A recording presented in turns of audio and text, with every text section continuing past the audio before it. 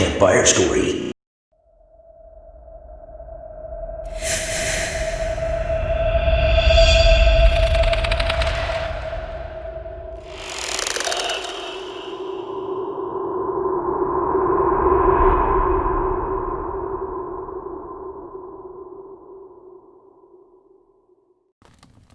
When I was 6 years old, I was haunted by a demon named Mr. No-Face. He will always talk to me at night. I thought he wasn't real, but he used to tell me, how about you fall asleep now, and I will cut off your face. I always told him no, and he wouldn't talk to me until the next night. One day he told me, do you know why they call me Mr. No-Face? And I told him no. Then he said, I have no face. Well, I didn't see him before that night, and I couldn't sleep for 2 days. I got really sick, so I had to go to the hospital. The doctor tested me, and the doctor said, I have cirrhosis, and fortunately it is at its first stage. So if your parents want you to be tested, we could have a cure. And well, my parents said yes. So now I was at the hospital, surrounded in pain.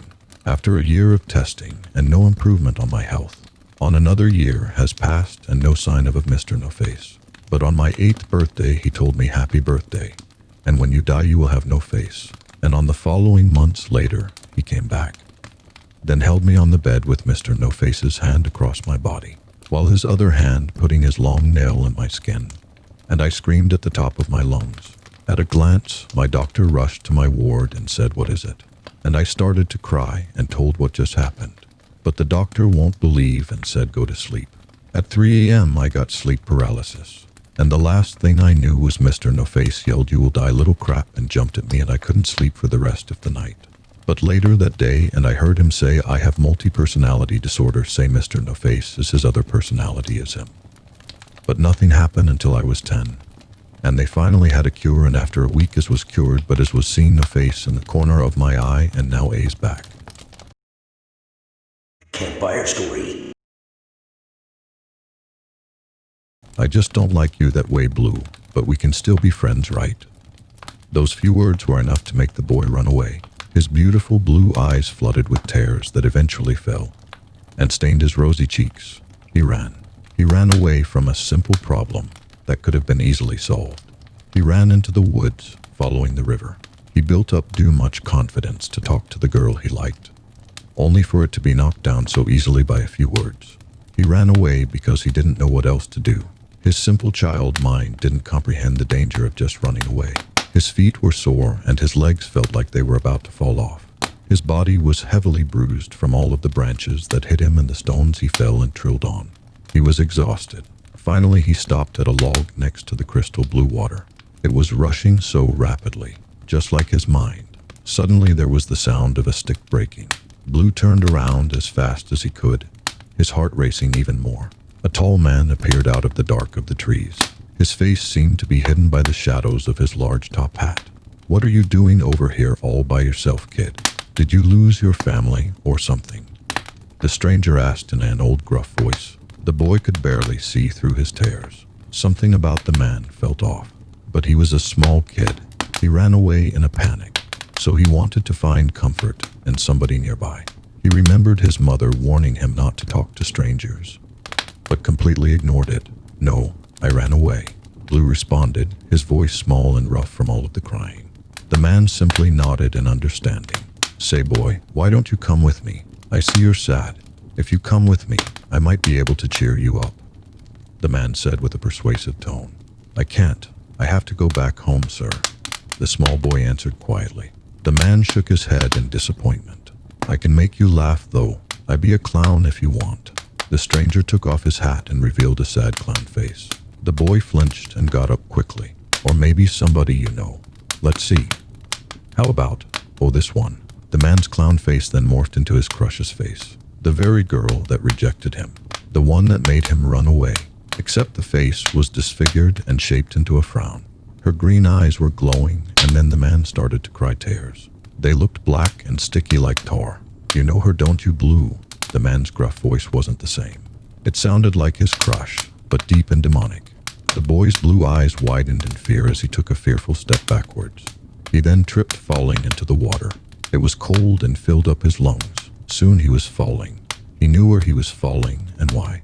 He was falling off a waterfall. The last thing he seen before everything went black was his own face staring back at him and the blue sky behind him. The haunting bright blue eyes struck him with fear. All of the tourists below gasped at the sight of him falling. Nobody expected to see a small child to die that day. They said that the morphing man caused him to fall off and hit his head on a rock. He haunted the woods there, but now the woods had somebody else to keep them company. They now call the incident the Boy Blue. Now he haunts the woods. They know it's him when they see his glowing blue eye, trying to warn people that the morphing man was coming. Campfire Story. This story takes place in 2011 in a boarding school in Belgium. This story is 100% true. It happened to me when I was about 16 years old. As my parents worked a lot, they put me in a boarding school for young girls. We were about 50 students spread over several floors according to age. The first months, everything went very well.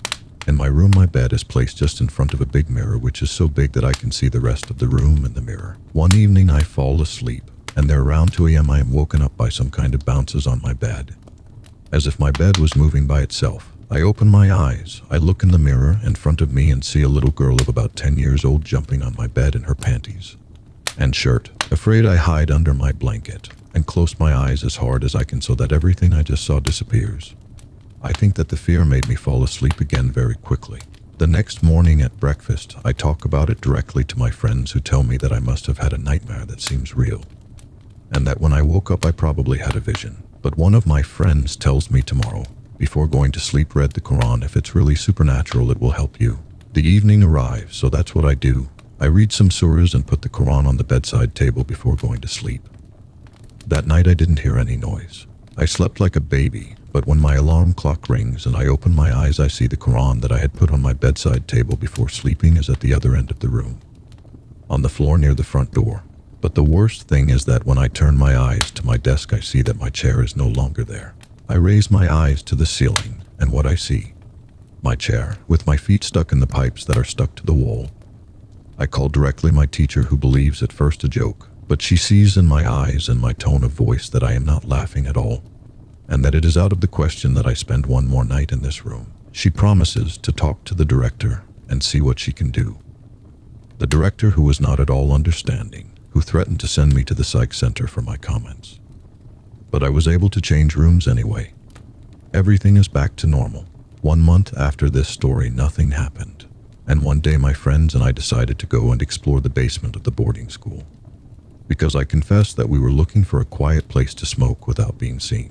We then fall on a room with 100 archives, more exactly of the hiding place that the educators held to relate their days with the pupils. At 16 years old, for us it was the cave of Ali Baba.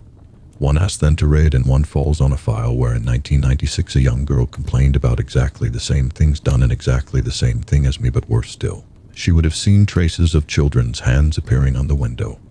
Drops of blood appeared in her sink, and she contrary to me to change school. I obviously took these files to be able to annotate them more in depth, except that in the meantime somebody denounced us, and the educators and the directors looking for us found the files in my room and sent me back at once. So I never knew what else had happened in this famous room. But one thing is sure, is that they knew very well what was going on in this room, Det-27. Campfire Story. Little Eric is awake listening to Mommy and Dad yelling. Then Mommy came into Eric's room and grabbed him, and they drived away from Daddy. Daddy mean to hurts Eric, and Mommy, they hear mean word being thrown to them. They are far away now. Unfortunately, on the journey, the car crashed and fell off the cliff. All Eric could see is black, until a colorful jester appeared right beside him. "Hi, Eric. Aren't you gonna say hello? Come on, bucko. Don't you want a balloon?" Eric was astounded and nod and agree. The jester laughed harshly and made a yellow balloon in the shape of a monkey. The jester said, "Take this and go up and see your mommy." Without any doubt, he grabbed the balloon up. All of a sudden, Eric went up with the balloon unconsciously, and the jester cracked break screaming. "That's a yummy meal, on to the next one." Campfire Story. I pressed the play button and sighed as it unleashed a stream of pop-ups. I closed them without paying much attention, briefly glimpsing fine local housewives as it disappeared. I managed to close all but one. I clicked multiple times, but I couldn't seem to close or even minimize it. I looked closely at the screen. Discover your true soulmate. An icon of a cartoon treasure chest sat just below the text. I clicked on it, hoping it would just trigger the next ad and let me continue watching Euphoria in peace. Instead, a file started downloading onto my laptop. Soulmate, MP4. I tried to cancel the download multiple times, but it only took a few seconds. The video played automatically. By the time I woke up, it felt as though my whole life had changed. I had finally seen the face of my soulmate. I felt truly whole for the first time in my life. I tried to tell my friends what I had discovered, but they just laughed it off, at least at first. Then the envy set in and they told me I was wrong, that they were worried about me. I tried to explain it to them, but it quickly became clear they weren't willing to listen. James obviously didn't understand either. If he had, he wouldn't have kept calling me. Honestly, he wasn't a bad person. He just wasn't my soulmate. My parents started calling me more and more too. I didn't mean to ignore them. It's just hard to focus on anything else when you're so in love. Eventually, they just turned up outside my dorm. Said they had been contacted by my school multiple times about attendance. I tried to explain to them that I didn't need anything else anymore, but I could see even then that they didn't take me seriously. It's not so bad living here. My parents cried when they first dropped me off, but I told them it would be okay. It makes almost no difference to me. I already have everything I need. I do get irritated during the group sessions though. I just want to be left alone. I spend the whole day looking forward to the evening, when I can go back to my room. They don't let us have mirrors, of course, but I've learned to improvise. I stand in front of the window. It's not the perfect reflection, but it's better than nothing. I've missed you, my love, I say with a smile. My soulmate smiles back. Subscribe or I will haunt your house. If you like this video, please do comment, like, and subscribe for more. Thanks for hearing. See you in the next one.